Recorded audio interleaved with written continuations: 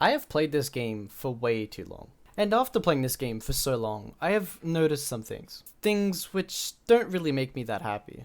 The Osu rant. Warning, I do get pretty heated. Number 1. The background. Why are there anime girls with really large breasts or really questionable backgrounds? It even shows up on the seasonal backgrounds sometimes. And I just don't understand. Like, I understand that Osu is meant to be free to play and also free to map. I don't want to be playing Osu and always hitting the boss key when someone comes to my room. I've even set up a second desktop to go control Windows right as a hotkey. Like, that shouldn't be a thing. My good friend Yukio had a fantastic point on this. Like, see this background for Halloween? It was deemed too scary for Osu since there are young people who play the game. So why is P.E.K.K.A Rap ranked, or worse, this? Number 2. Weeb skins. So have you ever found a skin that looks like really good? Like, I mean really good, right? And the gameplay is fantastic. And you download the skin, and then there's just an anime girl just... Or when you miss, there's a moan of when you die, you see... But man, this needs to stop. What's worse, right, is you have to spend like an hour learning how to use Photoshop for the first time to even remove the background. And then you don't even do a good job about it. Like, man. Number 3. Hack accusations. Okay, this is going to be a hot take, but honestly, if you're a 6-digit, I personally think you shouldn't be accusing anyone for hacking. I just feel at this rank range, it's really hard for players to separate like really good hacks from like just a really good player. The amount of times I've seen an Osu report thread on an 800k being accused of hacking because they improved too quickly is actually astounding. Like, dude, you basically started the game, of course you're going to improve quickly. And what's worse is when someone actually good gets accused, Phil's Dilemma, White Cat, Vaxay, Azerite, Arison, they get this scrutiny and witch hunt. Unless you know exactly, like with 100% certainty that they are hacking, don't say anything. Bring awareness to it and leave it to the Osu staff, man. Okay, listen. This playstyle has been in the game for as long as PPV1 has come out, but it's getting more and more prevalent. It really pains me when a new player plays Haramachi Clover with DT and thinks they're improving because of it. Like, man, the amount of players who've asked me for advice about how to stop shit missing, and I mean like 30k or even 4-digit in some cases, who literally haven't even had a score over a 1000 combo, is astounding. Only playing DT farm maps is going to make you only good at DT farm maps. What's worse, right, is these players are only focusing on RNG. Now, I should acknowledge that there is a big difference from farming and trying to improve. When you farm, this is generally how you want to go about it, but you don't farm all day, every day. Like, these players would spend hours just playing Haramachi Clover, not even branching out to anything else, and I think that's a big issue.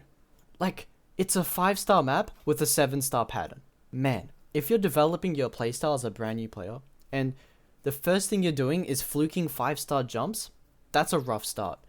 Also, if you're the type of person to say that anything under AR10 is hard to read, stop playing with mods, mate. It will only hurt you in the long run. Newer players see top players play AR11 and think, if I want to get better, I need to play fast maps. That is not true. They are top players for a reason. You don't see Vaxay saying he can't read AR9, which is more impressive. This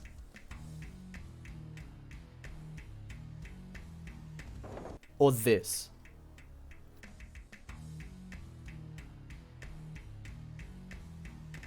Learning to play at your skill range is a challenging thing. I know, you want to improve right now, but you just got to take a minute and start at the bottom. Instead of focusing on reacting to the notes, you have to learn to read the notes. Okay, basically, if you're in control of the map, and you can calmly plan out what you're going to hit, and you can mentally predict the moves that your hand's going to do, if you can also focus on other things like accuracy, then you can read it. If you're focusing on just spamming the next note and you can't read the triplet because it's too quick and you're worried about missing, then turn it down a notch. Number 5, genetics. Okay, this is a pretty old point, but it still matters. It doesn't affect your gameplay. If you focus on your strengths, then you'll be a better player. Idki is not a DT1 trick, and Murami doesn't play Udo with hard rock. It's focusing on your strengths. Genetics can play a role, but you can literally be rank 1 with any playstyle you want. This has been proven. You don't have to be able to death stream 360 BPM flat for 30 minutes to do that. Man, fuck. God. For now, I guess, players aren't good enough to reach that human limit. It's not like the Olympics or like basketball where you have to be a certain height or, you know, like, dude, it's Osu. You click circles, okay? I couldn't stream 200 BPM for the longest time, like actually 4 years. And I just sat down and did long stream practice. Well, whatever method works for you, just put in the practice. And even if they were, you can still be an amazing player, being 2-digit, or at worst 3-digit. The only real thing that plays a role is your age. If you're 12, you won't overthink shit, and you'll just play the game. And you also have this incredible amount of spare time. It just matters how much dedication you have, not genetics. Jesus. Emmerich got really good because he only solely focused on improving on the next map, and it was his strategy that got him to rank 1, not his genetics. Okay? Point said. Moving on. Number 6. Tablet is better than mouse. Now, I'm a tablet player. I don't play with mouse, and I can still pass the 7.5 star jump map without any practice. The main thing I see with mouse players, like newer mouse players, doing wrong is they're not using their fingertips to play. Here are the pros and cons for both. In terms of skill, they're both pretty much equal. The only real benefit of tablet is not having mouse drift, but even then, you have to deal with regripping your pen slipping, heavy shaking with nerves. Aim is all about understanding the pattern to the point where you can imagine your hand performing the movements to hitting the notes. If you want to try something new, then go for it. Get the CTL 472, but if you already have a good mouse and a large mouse pad, there isn't really any need. And also, don't cheap out on the Huion 420. Dude, your mouse is better than that. Like, Adele mouse is better. Just get a good keyboard, get a good mouse, get a good tablet, and use that for the rest of the time. Don't buy 23 different keyboards. Just cop the 100, cop the whatever it is, save up for it. Don't do what I did, okay? Just get the good shit now, okay? Like, if you're gonna buy a tablet, buy a good tablet. Number 7. New players being vague with advice. Now, this is not so much of an issue but to the majority of players, but more so for the more experienced players. However, this point still stands as it benefits both. As someone who has coached people on Fiverr, and also helped countless, I'm not even kidding, I've helped so many people, dude. I always get this question. How do I improve? I get it. And I get it. I was there too. And I'm still shit, okay?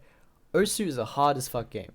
But pros don't really respond to DMs like this. They have the DMs cut for a reason. Being specific not only saves the pros time in trying to pick and prod the right area for improvement, but also gives you a higher chance of actually getting a response. Even if you don't know how or what to even improve, given a question like this in more detail is a much better way than any forms of these questions. It also shows that you had showed some initiative to thinking of the issue yourself as opposed to just mindlessly just asking someone else. Number 8. Misinformation. Dude, I can't tell you how many times I've heard people with little to no knowledge of the game talk about how to improve. Okay, so like a few days ago, my friend and I went to Osu Game Discord server, and there was this like 700k teaching this new player that snappy aim is bad. Like, what the fuck? Dude, how are you supposed to aim shit like this without having any snap?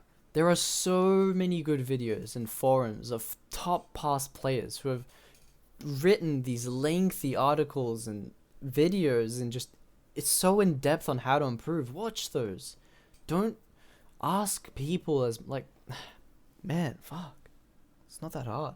And if you're asking someone, ask like a 3-digit or something. They'll probably respond, and also make sure it's in depth. Jesus, man, cut that shit out. Number 9. Number 9. Twitch chat.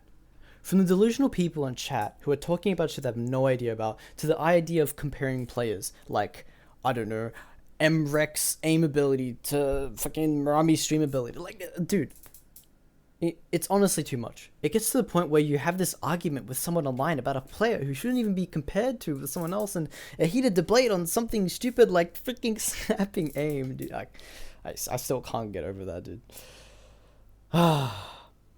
Number 10.